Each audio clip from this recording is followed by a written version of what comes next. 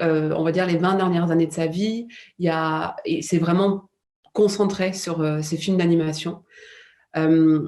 C'est une manière pour lui, finalement, de concentrer dans un espace virtuel tout un ensemble de références à l'histoire de l'art, à son propre travail également, parce qu'il y a beaucoup d'auto-référencement dans son travail.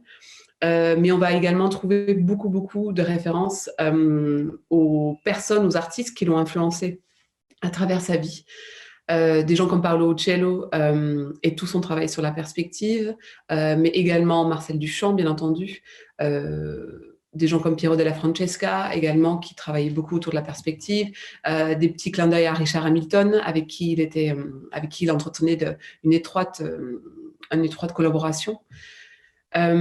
C'est une manière pour lui, ces films d'animation, de concentrer en un espace toutes ses réflexions. Donc, c'est vraiment un atelier. Enfin, son ordinateur est devenu son atelier de travail.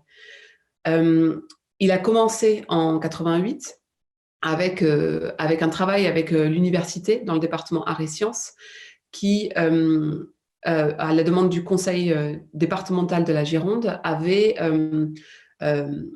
mis en place une volonté de travailler avec des artistes autour de l'outil informatique.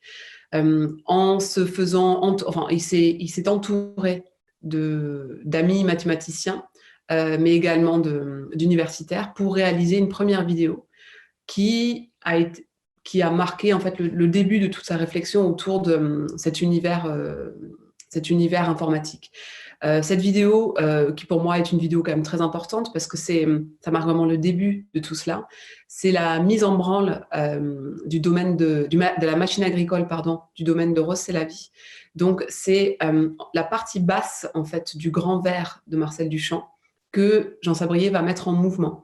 Il va finalement apporter au grand verre et à l'œuvre de Marcel Duchamp une dimension que Marcel Duchamp avait voulu finalement peut-être aborder, mais qui n'avait jamais pu, pour des questions d'outils technologiques, le mouvement.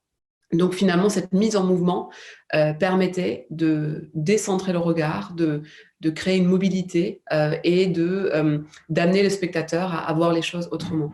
Donc pour moi, c'est vraiment une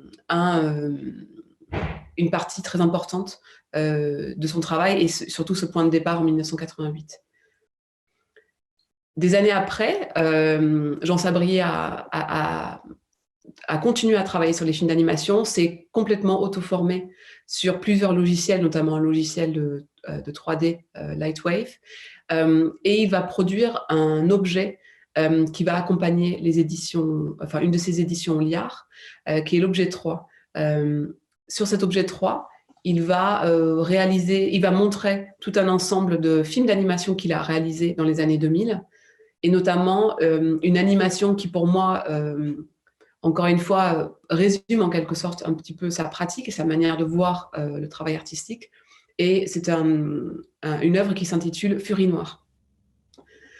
Furie Noire est une pièce qui part d'une photo d'Alfred Stieglitz de la fontaine de Marcel Duchamp, donc c'est Furie Noire, avec un fond d'une autre pièce de Marsden Hartley qui s'appelle Guerrier, et qui met en mouvement pendant 6 minutes cette fontaine de Marcel Duchamp qui va tourner. Et dans cette fontaine va venir se refléter les batailles de Paolo Uccello. La bataille de San Romano, plus précisément, de Paolo Uccello. Le tout accompagné par une musique de Mathias Pontevia. Et pendant 6 minutes, on se laisse complètement happer par cette fontaine qui prend vie, qui se met en mouvement. Et ça nous apporte vraiment, au-delà de la dimension complètement hypnotique de l'image, ça nous amène vraiment à ça donne une autre dimension finalement à cette fontaine. J'aime assez aussi le sous-titre de cette vidéo qui est le Bouddha de la salle de bain, pour l'aspect ramassé, et d'autant plus ramassé quand la fontaine est en mouvement. On a vraiment cette idée de petit Bouddha qui bouge sur son socle.